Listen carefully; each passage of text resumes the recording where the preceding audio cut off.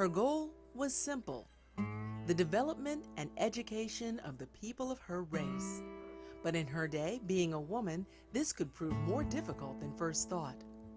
Born on a farm in Banks County, Georgia, Mrs. Beulah Rucker Oliver knew at a very early age that she wanted to be a teacher and make a difference in the lives of her people. Her education did not come easy. Working odd jobs just to pay tuition, and often showing up at school with no money, offering only her hands to work as a source of payment.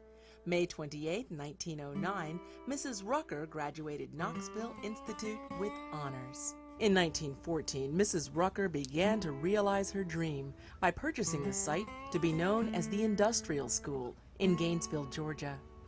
Even though excitement roared through the community, there were objections to a school being built so close to the St. John Church. So a new location was found on Athens Road, several miles from the previous location. And the industrial school was once again the delight of the community. From that time until 1950, Godmother, as she was affectionately called, taught, nurtured, loved, and educated African American citizens of Hall County, Georgia.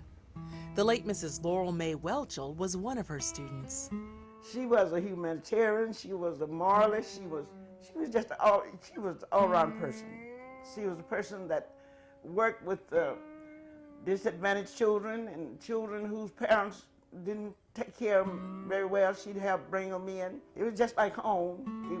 It was a down-home feeling. We cooked for ourselves. Everybody had to cook for themselves, so you had to furnish your own food. And we'd be in the kitchen cooking. Everybody who was there, they had to cook. They'd cook for themselves and feed that group. The late Mrs. Dorothy Rucker is the eldest daughter of Godmother. We have never lived in the house with just our family. There were always 15, 20, 25 kids right here. And the beds, sometimes you let them sleep crossways in bed because you get no kids in the bed, make them be crossways, you know. All right, then when you got through eating, you had the big girls had to go ahead and they washed up dishes. And then a bunch of us that didn't have anything to do, we were through, we'd come on next door to the schoolhouse, about 15 steps then to the schoolhouse.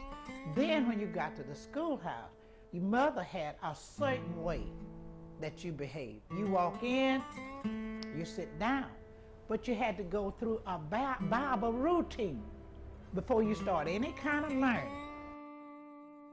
At the tender age of 5, Godmother knew that she wanted to teach and help the people of her race. Even without books, she would practice reading by using newspapers plastered on the walls of their small home. The newspapers were there to keep the wind and cold out. She was the youngest child in her class when she started school, so she was 5 years old. And when she started to school, they called her the baby. And when she went in, she didn't have any money.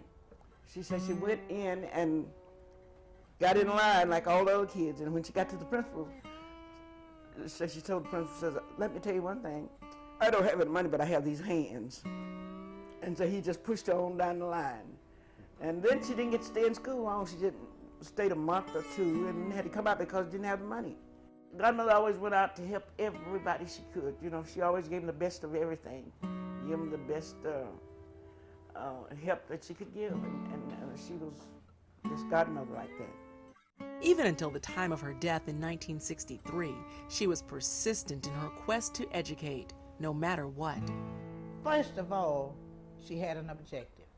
When she was 5 years old, she went to school. One day, her story, read that story? She went to school, and the first day she came back home, she said, "I want to be a teacher." Now, that was a long way down in Banks County.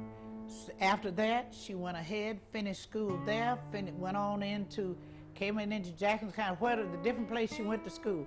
Then she, and Grandpa, our granddaddy, Grandpa felt so sorry for her. When she got ready to come to Gainesville, they just moved up here with her so they could be a support person, because Mama was so carried away with teaching.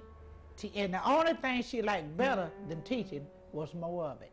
Ella Jean Wilmot Smith and Linda Rucker Hutchins are the authors of the Black American series, Hall County, Georgia.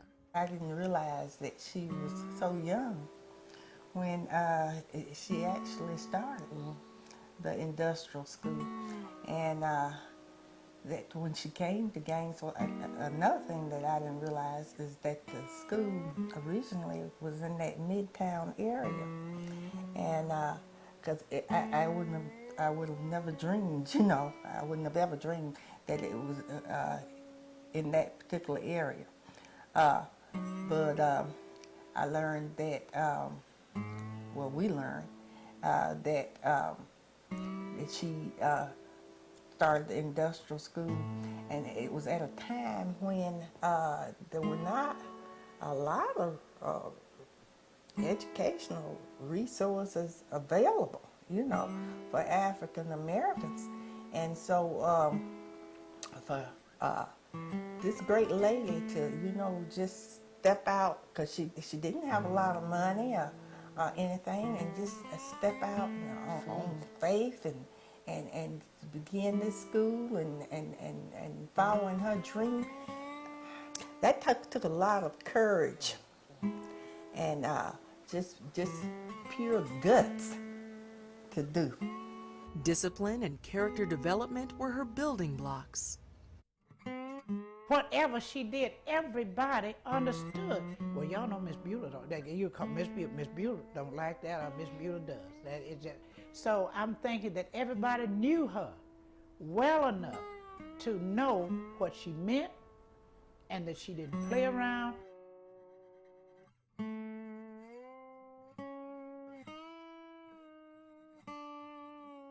During the Depression, enrollment dropped because of the migration of African Americans to the North in search of better jobs. At one time, the enrollment dropped to only one student. Not to be deterred or defeated, Godmother would literally search the community for students. And if she thought you wanted to be something, that's all you had to. All you had to do is stick with her. She'd get you there. She would get you there. So I'm thinking that one of the things, I think she was persistent, and she didn't worry about the sweat, the blood, and the tears. She didn't worry about that. She was a tough woman. The original concept of the museum was very simple: to teach prayer through education. We have been working with young people on character building education, and now we are working with about 6 women on the Lord's Prayer. We are teaching that course. Earlier we used to just recite the Lord's Prayer. Now we are going into studying it more in depth. Information about scheduling a tour of the Beulah Rucker Museum is available on our website. Here, you will experience the early beginnings of the industrial school. That's Paul Brunner there. And see the vision of Godmother unfold through photographs, exhibits, and artifacts. Learn how the school was funded through the forerunner to public-private partnerships. Find out how GIs received an education through the Veterans class and the history of the many successes of the school through the years. School kids and adults alike say one of the more popular attractions is the outhouse, used conscientiously before modern plumbing became the norm. The children come and we try to show them everything, and they really get so excited about seeing an outhouse. Most of us my age have seen many outhouses, but children sometimes have never been exposed to that, so they think that's exciting to go see the outhouse. Godmother's life is best expressed in her book, The Rugged Pathway. In it, she writes, "This school exists especially for those of very limited means. It helps those who help themselves." What separates us is education and opportunity, education and equality and those kinds of things. It's not so much race anymore. It is what your education level is. And she saw that a long time before that if people are educated, they're going to find a good job and they're going to be able to support their family, and their children will be more educated than they were. And that's really what you're trying to do. During the 1950s, the school was slowly dismantled as federal guidelines mandated the merger of city and county-funded schools. In 1958, the industrial school closed its doors forever. And how about when I was going to school at Fair Street, I wanted to go to Miss Beulah Rucker School. You know, there was a lot of us wanted to go to Miss Beulah Rucker School. And we had to go to Fair Street because we lived in the city limits. And we thought the people that lived out the road got to go to Miss Beulah Rucker School. That was great, you know. And if we could have switched, I would have switched. Mrs. Rucker died in February of 1963, but her legacy will live on through this museum. She is buried on the site beneath a bust cast in her likeness. This site is her life, her love, and her school, the Industrial School.